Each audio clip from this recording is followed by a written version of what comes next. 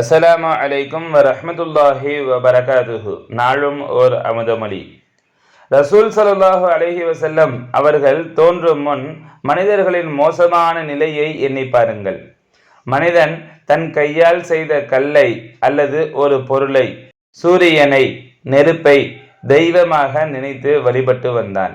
அம்மனிதனுக்கு அறிவே இல்லையா, மூளை இல்லையா என நினைக்கும் அளவு மனிதனின் நினைவு படு மோசமாக இருந்தது.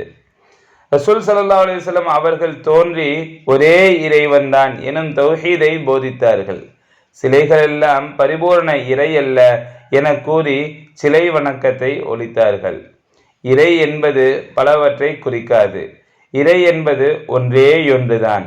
லா இலாஹ இல்லல்லாஹ் என்பதனை அறிவுறுத்தவே காட்டவே தான் ரசூல் ஸல்லல்லாஹு அலைஹி வஸல்லம் அவர்கள் தோன்றினார்கள்.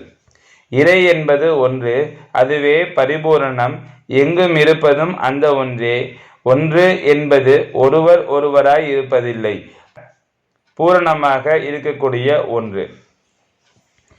இறையை இந்த நிலையில் நீங்கள் அறிந்து ஆராய்ந்து வந்தால் உங்களை அறியாத பேரின்பத்தை பெற்றுக்கொள்வீர்கள். அந்த பேரின்பத்தை ரசிக்கக்கூடிய இன்பமும் உண்டாகும். நீங்கள் அல்லாஹ்வை மறந்து விடாதீர்கள். எப்படி அல்லாஹ்வை மறக்கவியலும்? அனைத்தும் அவனாக இருக்கும்போது அப்பேரிரையை நாம் எப்படி மறக்கவியலும்? எனவே ஒரு நாளைக்கு 1 மணி நேரமாவது அல்லாஹ்வை பற்றி சிந்தனை செய்யுங்கள்.